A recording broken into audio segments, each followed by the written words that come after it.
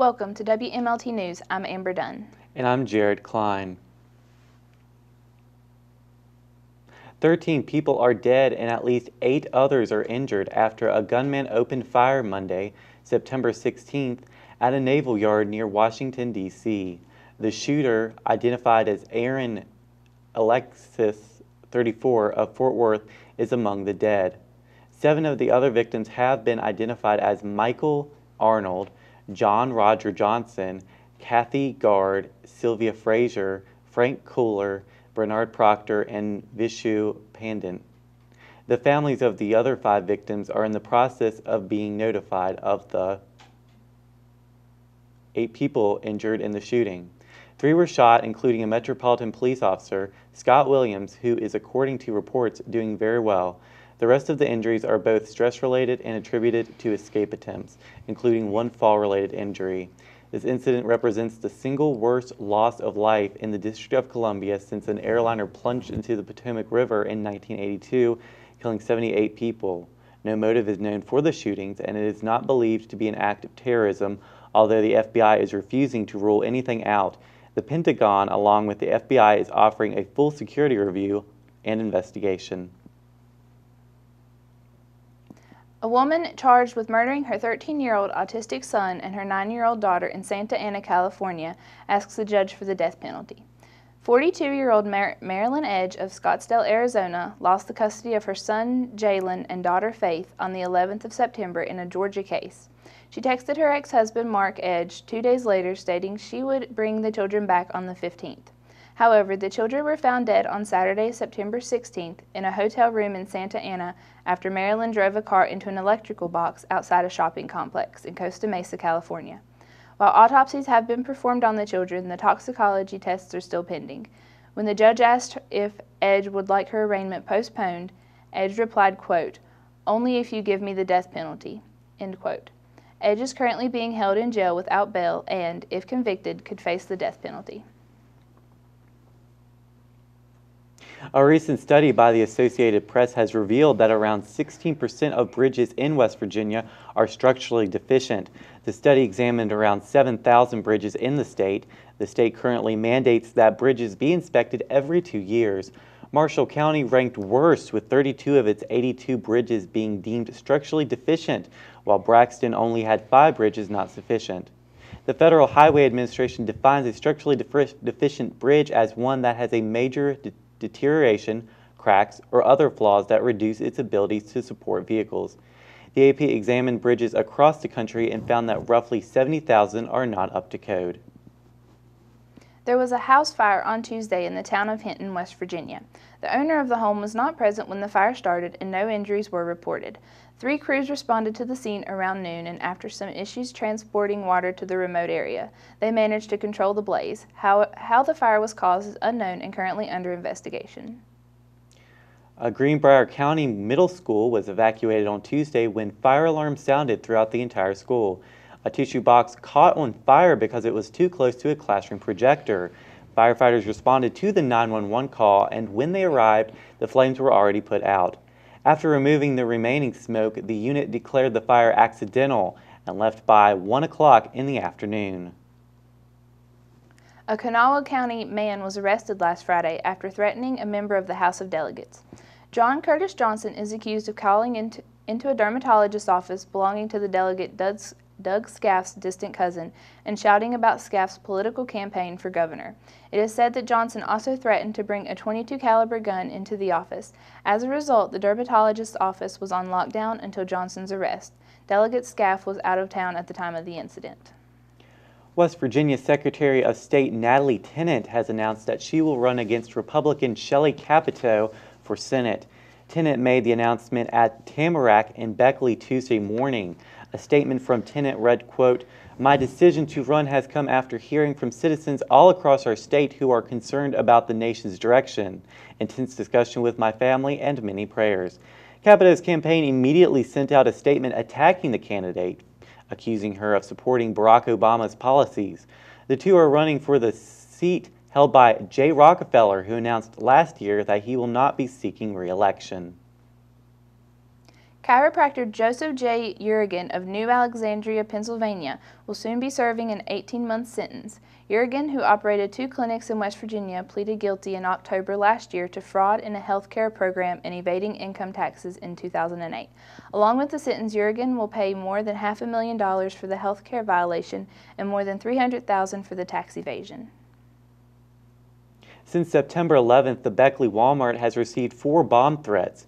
The same person is believed to be responsible for all 4 phone calls, and because making bomb threats is a felony offense, the caller could be facing up to 12 years in prison, along with fines and restitution for days. The store was forced to be evacuated.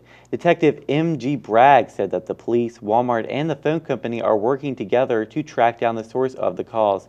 Detective Bragg also stated that several other bomb threats have been made in Beaver area, but Beckley police do not believe that they are connected. The Concord University Board of Governors held its monthly meeting earlier in September. Members met to debate cutting degrees offered at the school. Among other items on the agenda was an action to eliminate the associate degree of office supervision and bachelor's in medical and technology. Susie Rogers, a member of the board, explained that the associate's degree has been under probation for a few years for not having enough graduates. Material covered in the medical technology degree is already covered in the Bachelor's of Science degree in chemistry. David Barnett, a member of the Board of Governors from Charleston, said that while these 2 degrees are being eliminated, Concord does not plan on removing any more majors.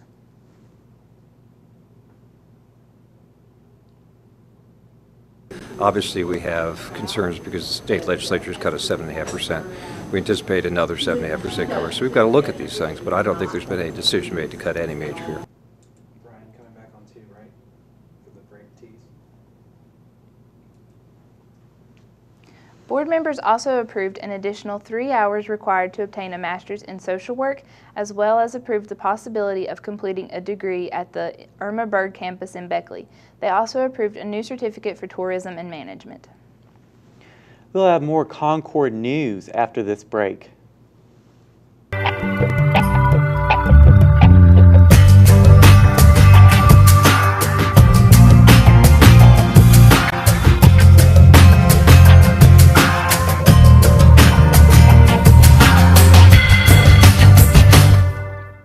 Welcome back to WMLT News. Concord University's Division of Social Sciences hosted a Constitution Day symposium to discuss recent Supreme Court decisions. West Virginia delegate John Schott and interim executive director of the West Virginia ACLU, Paul Sheridan, led a conversation on some decisions from the courts last term. The cases included the Voting Rights Act, the Defense of Marriage Act, and California Proposition 8, which dealt with same-sex marriages. Associate Professor Dr. Sally Howard moderated. The free event at University Point was also available via streaming. Merchants and community members are working to revitalize downtown Princeton. The effort is known as the Princeton Renaissance Project. The project is meant to breathe new life into the downtown area, in addition to bringing new businesses and government activities to that part of town. Art is being used to create a brighter, happier atmosphere. One aspect of the project involves an alley that's currently being transformed into an art gallery. It's called Artist's Alley and will feature 23 murals on both walls of the narrow walkway. Lori McKinney owns a business on Mercer Street and called the Riff Raff. She says the alley project will be ready for the artists after current layers of paint and sealant have dried and cured. McKinney also said it was a very special time for the Renaissance Project. Places where the bricks are missing.